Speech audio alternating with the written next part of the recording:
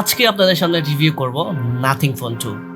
যদিও বাংলাদেশের বাজারে অনেক আগে এসেছে, সেটা ইন্ডিয়ান ভ্যারিয়েন্টে।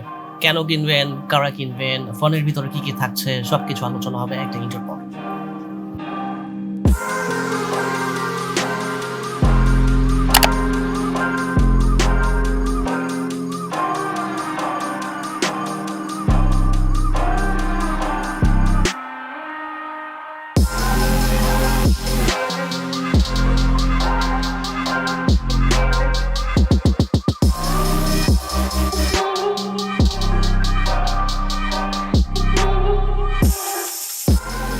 চলুন এবার আনবক্সিং করা যাক। বক্স খোলার সাথে সাথে বিশাল আকৃতির একটি ফোন পাবেন অ্যাজ এক্সপেক্টেড, একটি ফরএভার ইগনোর করা ম্যানুয়াল বুক পাবেন, একটা ট্রান্সপারেন্ট পিন পাবেন সিম খোলার জন্য, এটা আমার ভালো লাগছে। Newly design type C to C একটি কেবল পাবেন। ডোন্ট বি এক্সাইটেড, চার্জার আপনাকে কিনতেই হবে। আনবক্সিং শেষ। প্রথমে চলে যাই নাথিং ফোন 1 এর কাছে। যদিও নাথিং ফোন 1 এবং নাথিং ফোন 2 দেখতে অনেকটা একই রকম, এখন আপনি বলতে পারেন একই রকম হলে 2 কেন বের করলো? আপনার কথায় লজিক আছে, কিছু ডিফারেন্ট তো অবশ্যই আছে। নাথিং ফোন এত ফেমাস তার প্রধান কারণ হচ্ছে ওয়ার্ল্ডের ফার্স্ট ট্রান্সপারেন্ট ফোন, সাথে ইউনিক ডিজাইন এবং পিছনে কারেন্ট ছাড়াই জ্বলবে লাইট। চলুন দেখি ফোনের ভিতরে কি পাচ্ছেন পারফরমেন্সের জন্য। Chipset Snapdragon 8+ Gen 1, LPDDR5 RAM, 8 থেকে 12 জিবির অপশন আছে, 128 জিবি থেকে 512 জিবি স্টোরেজ ভ্যারিয়েন্ট পাবেন।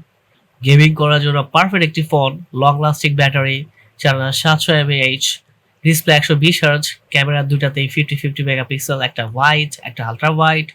রাতে মোটামুটি ছবি ভালোই উঠে, আলট্রা ওয়াইড এবং ওয়াইড দুটাতে স্যাটিসফাইড করার মতো। তবে দিনের বেলায় ছবিগুলো স্যাটিসফাইড করে নাই, কালার গ্রেডিং একটু কম কম লাগে, ডিটেলস ঠিকঠাক চলে আর কি। বেস্ট পার্ট হচ্ছে আলট্রা ওয়াইড এবং মেইন ক্যামেরা দুটাতেই 4K 60 fps এ ভিডিও করা যায়। এখন আলোচনা করা যাক এই ফোনটি কেন কিনবেন। যারা একটু ডিফারেন্ট ভাই ফোন চান, একটু আলাদা থাকতে চান, মূলত এই ফোনটি তাদের জন্য। এই ফোনটির জন্য সবার থেকে আলাদা করে রাখবে আপনাকে। ট্রান্সফরমেট লুক, চোখ ধাঁধালো এলইডি, একটি ইউনিক ভাইব দিবে আপনাকে, সাথে পারফরমেন্স তো থাকছেই। এখন আলোচনা করা যাক এই ফোনটি কেন কিনবেন না। ফোনের দাম আনঅফিসিয়ালি 77,000 টাকা। এই দামের মধ্যে আপনি কোন কোন ফোন পাবেন যেটা নাথিং ফোন 2 থেকে বেটার?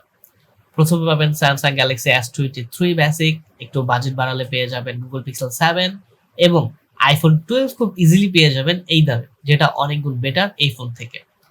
ফোনটি আমি সরাসরি সাজেস্ট করছি না, কারণ এই দামে এর থেকে ভালো ফোন পাবেন, তবে সেইগুলো কারেন্ট ছাড়া পিছনে লাইট জ্বলবে না।